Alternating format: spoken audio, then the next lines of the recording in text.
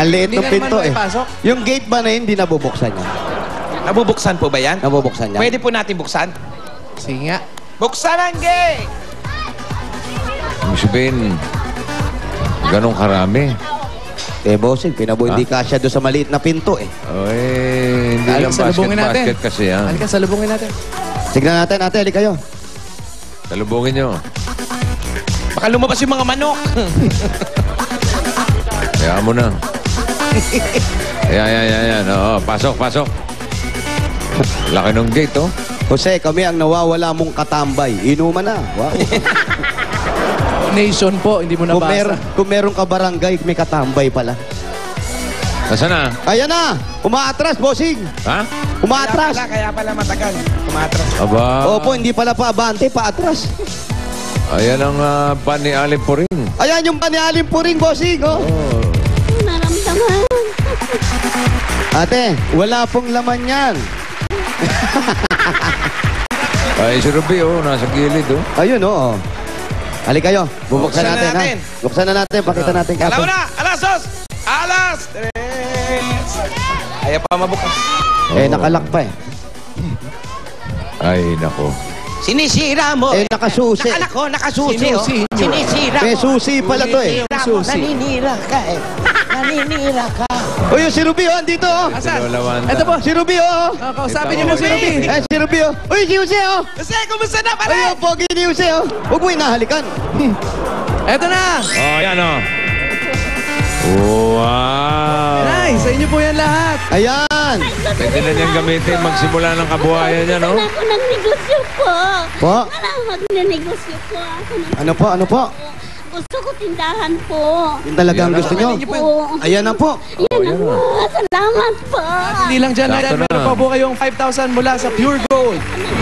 At hindi pa yan, At Paolo. hindi lang yan dahil bukod sa GC, meron pa kayong Aling Puring card. Automatic member ka na rin ng tindahan ni Aling Puring. Tama-tama. Ayan po. oh.